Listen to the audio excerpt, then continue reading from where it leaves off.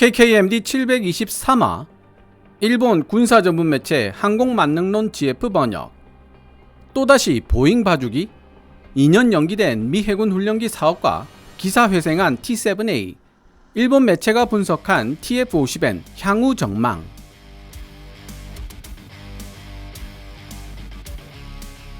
(6월) 말 한국 항공우주산업 주식을 들고 있었던 분들은 깜짝 놀랄 수밖에 없는 소식이 해외 항공 전문지 에비에이션 위크를 통해 보도되었습니다. 미 해군이 당초 2004년부터 입찰을 개시하겠다고 공공연하게 말해왔던 신규 훈련기 UJTS 사업을 갑자기 2년 뒤로 연기하겠다는 의사를 표시했던 것입니다. 에비에이션 위크의 뉴스가 업로드 되자마자 일본의 군사 전문 매체 항공만능론 GF에서도 이 소식을 다루기 시작했습니다. 항공만능론 GF는 미 해군이 신규 훈련기 UJTS 사업의 연기를 결정한 배경에는 항모 착함 기능을 요구할 것인가 요구하지 않을 것인가에 대한 논의가 있기 때문인 것으로 보인다고 분석하면서도 이번 결정은 T-7A 개발을 두고 갈팡질팡 헤매고 있는 보잉에게 행운이라고밖에 말할 수 없는 상황이라는 입장을 보이고 있습니다. 개인적으로는 항모 착함 기능을 포함시킬 것인지에 대한 고민 때문에 신규 훈련기 사업 UJTS를 연기시킨다는 미 해군의 발표는 외부에 보이기 위한 내용이고 실질적으로는 보잉에게 좀 더 시간을 주기 위한 조치가 아닐까라는 합리적 의심이 생깁니다.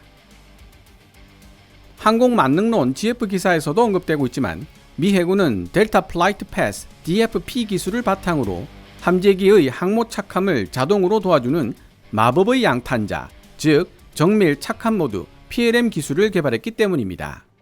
해당 기술의 개발로 인해 항모 함재기 파일럿들의 착함 스트레스가 크게 줄어들었을 뿐만 아니라 항모에서 무인기를 운용하는 데도 큰 도움이 되고 있다는 것이 미 해군 관계자들의 한결같은 평가입니다. 물론 정밀 착함 모드 PLM 기술이 개발되었어도 평균 18초 정도 걸린다는 항모 접근 과정에서 20회 정도의 코스 수정이 필요하다고 합니다. 정밀 착함 모드 PLM 기술이 개발되기 전에는 300회 정도의 코스 수정이 필요했었다고 하니 어느 정도의 발전을 이루었는지 짐작이 갑니다. 다만 그래도 20회 정도의 코스 수정은 인간 파일럿에 의해 수행되어야 한다는 점에서 항모 착함 기능을 포함시킬 것인지에 대한 고민 때문에 신규 훈련기 사업 UJTS를 연기시킨다는 미 해군의 발표가 사실일 개연성도 완전 부정할 수는 없습니다. 개인적으로는 미 해군이 UJTS 사업 일정을 2년 연기하더라도 록히드 마틴 앤 카이 컨소시엄이 여전히 유리한 입장에 서게 되지 않을까 조심스럽게 예상하고 있습니다. 이에 대해서는 2024년 7월 5일에 게재된 항공만능론 GF 기사를 번역해 본 뒤 이야기를 이어나가 보도록 하겠습니다. 항공만능론 GF 기사 원문은 노란색 글자로 표시됩니다. 미 해군은 항모 탑재기 조종사 양성에 사용되고 있는 T-45 고스호크 훈련기의 후속 기종에 대해 2026년부터 조달을 개시할 것이라고 공언해 왔었다. 하지만 최근 미 해군은 조달이 아닌 입찰을 2026년부터 시작하기로 방침을 정하면서 훈련기 사업이 연기되었고, 이는 잦은 문제에 시달리며 T-7A 개발에 분투하고 있던 보잉에게 구사일생의 행운으로 다가왔다. 미 해군은 파일럿 양성에 사용하고 있는 T-45 고스호크의 후속 기종인 UJTS에 대해 2026년도에 10기, 2027년도에 12기, 2028년도에 12기, 2029년도에 12기를 조달할 예정이라고 언급해 왔었다. 그러나 해외 항공 전문지 에비에이션 위크는 지난 6월 말 미 해군이 훈련기 UJTS의 입찰을 2년 연기했다고 보도했는데, 아마도 미 해군은 차기 훈련기 UJTS에 항공모함 착함 훈련을 위해 필요한 기능을 포함시킬지 여부에 대해 망설이고 있는 것 같다고 설명하고 있다. 함재기 조종사는 항공모함 착함을 위한 최종 접근 과정을 수동으로 제어할 필요가 있기 때문에 해당 능력 습득을 위해 방대한 양의 훈련이 필요하다. 그러나 F-35C에는 항모 최종 접근 과정을 안전하게 수행할 수 있도록 컴퓨터가 도와주는 델타 플라이트 패스 DFP 기술이 적용되고 있어 조종사는 경험이나 능력에 의지해야 하는 항모 착함 스트레스로부터 상당 부분 해방되어 있다. 델타 플라이트 패스 기술을 베이스로 미 해군 파일럿들이 마법의 양탄자 매직 카펫이라고 부르는 정밀 착함 모드 PLM 기술이 개발되어 FA-18EF나 EA-18G의 항공모함 착함 과정의 난이도 또한 극적으로 낮아졌다.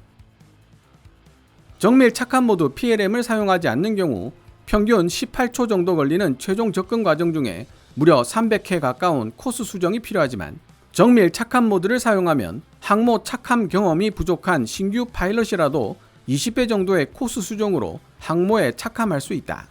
그 결과 항모 착함 자격 취득 훈련 CQ에서도 수동 조종에 의한 항모 최종 접근 과정 훈련이 사라지게 되었다. 이런 배경에서 미 해군은 T-45 고스호크의 후계 기종이 될 신규 훈련기에 관한 정보 제공 요청서 RFI에 어레스팅 와이어에 의한 착함 능력이나 터치앤고에 대한 대응 능력 등을 요구하지 않았을 뿐만 아니라 조종사 교육 과정에서 수동 착함 자격 취득을 삭제하는 문제에 대한 검토에 들어갔다.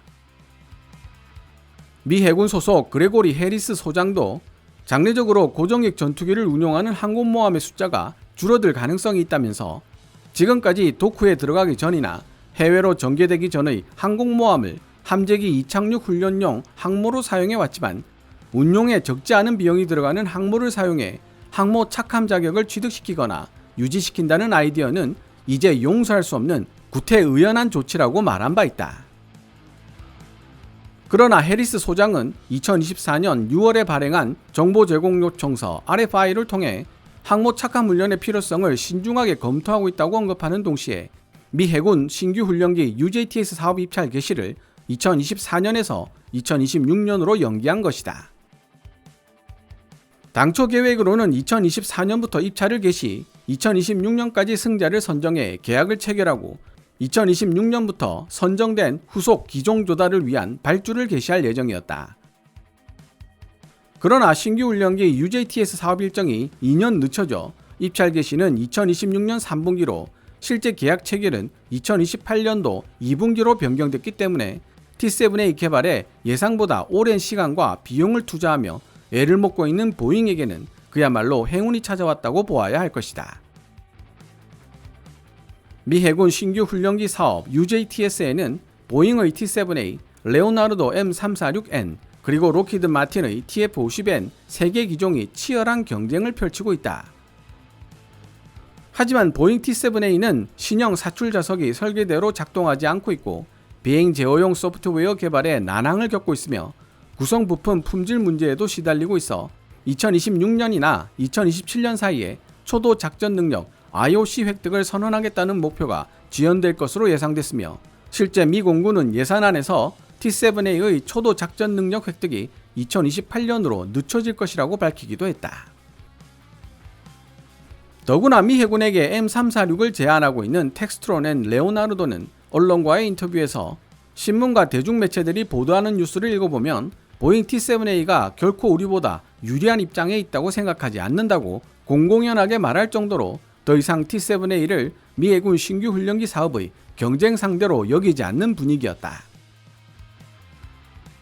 록히드 마틴과 한국 항공우주산업도 미 공군의 고등전술훈련기 ATT 사업과 미 해군이 주관하는 신규 훈련기 UJTS 도입 사업에 도전할 생각으로 T-50에 레드6가 개발한 AT-ARS를 통합시키겠다고 발표했다. AT-ARS는 증강현실 AR 기술을 응용한 훈련 시스템으로 보잉의 T-7A, F-15EX 등에 채용될 예정인데 록히드 마틴 또한 최종적으로 F-16, F-22, F-35와 같은 플랫폼에도 통합될 가능성이 있다고 밝혔다. 따라서 보잉 T-7A가 갖추게 될 확장 능력과 재현 능력은 T-50에도 동일하게 발현될 것으로 보이며 이미 해외 시장에 엄청난 숫자로 판매되어 있는 F-16과 향후 대세를 차지할 F-35에도 레드6의 AT-ARS가 통합된다면 록히드 마틴 앤 카이가 공동으로 개발한 T-50 시리즈의 장점이 더욱 늘어날 것이다. 미 해군의 입찰 연기라는 행운을 만난 보잉이 만약 T-7A의 개발을 정상적인 상태로 되돌려 놓을 수 있다면 미 공군과 해군에게 동일 기종을 보급하는 경우 누릴 수 있는 규모의 경제 이익을 강력하게 어필할 수 있는 입장에 서게 된다. 다만 더 이상의 개발 지연은 절대 허용되지 않는다는 사실을 잊지 말아야 할 것이다. 지금까지 2024년 7월 5일 일본 군사 전문 매체 항공만능론 GF가 게재한 기사를 번역해 보았습니다. 제가 서두에 미 해군이 UJTS 사업 일정을 2년 연기하더라도 록히드 마틴 앤 카이 컨소시엄이 여전히 유리한 입장에 서게 되지 않을까 조심스럽게 예상하고 있다고 말씀드렸습니다. 그러한 결론에 도달하게 된 제 나름대로의 이유를 설명해 보겠습니다. 먼저 보잉 내부의 문제들이 정리되지 않고 있다는 사실입니다. 국내 언론 매일경제신문은 2024년 6월 18일 미국 월스트리트 저널의 기사를 인용해 다음과 같이 보도했습니다. 온갖 사건 사고로 바람잘 날이 없는 보잉이 새로운 최고 경영자 CEO를 물색하고 있는 중이지만 후보자들이 번번이 고사하고 있다. 보잉의 차기 CEO로 유력하게 거론되던 GE 에어로스페이스의 레리 컬프가 보잉 CEO직 제안을 고사했고 보잉 내 항공 전문가인 데이비드 길틴 이사도 고사한 것으로 전해졌다.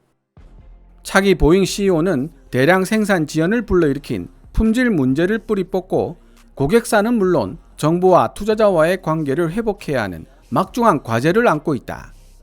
미국 현지 언론들은 이 같은 위기의 근원이 기술자를 가장 우대하며 엔지니어의 회사로 불렸던 보잉이 실적만 쫓는 회사로 변질됐기 때문이라고 지적한다. 엔지니어들이 배제되고 재무 전문가들이 경영을 맡으면서 벌어진 일이라는 것이다.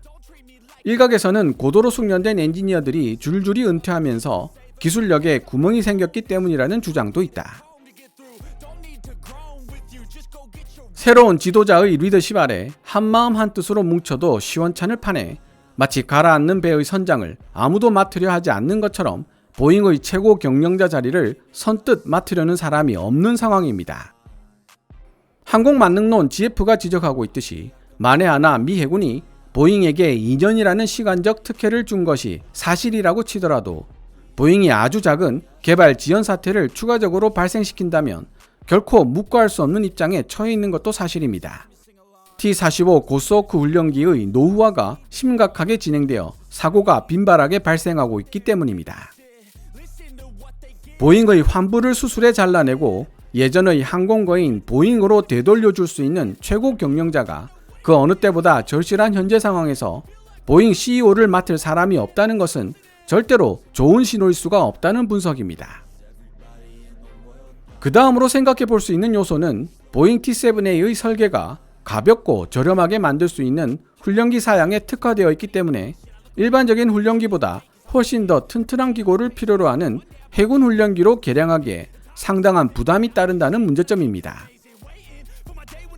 FA-50의 정통한 관계자와 자주 이야기하는 부분이지만 대한민국 T-50은 처음부터 언제든지 전투에 투입될 수 있는 경전투기로 사용할 가능성을 염두에 두고 설계한 전투기이기 때문에 훈련기 치고는 상당히 튼튼한 골격을 지니고 있습니다. 따라서 큰 개조 없이 해군용으로 만들 수 있지만 T-7A는 거의 다시 만들어야 한다는 소리가 나올 만큼 대대적인 개량이 필요합니다. 이에 대해 좀 더 상세한 내용을 알고 싶으신 분들은 KKMD 681화 T-7A 실전 배치 2028년으로 1년 또 연기되다. 미 훈련기 사업에서 더 유리한 고지를 점령하게 된 카이 TF-50 편을 참고하시면 좋겠습니다. 결론적으로 미 해군의 UJTS 사업 2년 연기 결정으로 보잉은 기사회생의 기회를 얻었지만 조금만 실수해도 되돌이킬 수 없는 타격을 입을 수 있는 상황에 처해 있습니다. 그리고 천신만고 끝에 조그만 실수 없이 T-7A 개발을 끝낸다고 해도 이를 다시 해군용으로 개조하는데 많은 시간과 돈 그리고 인력을 투입해야 한다는 이중고에 빠져 있습니다.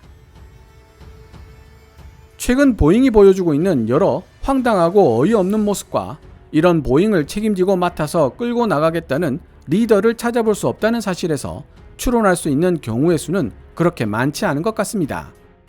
여러분의 생각은 어떻습니까? 오늘 KKMD에서 준비한 내용은 여기까지입니다. 시청자 여러분들의 좋아요와 구독 그리고 광고 시청은 KKMD의 미래를 위한 양식이 됩니다.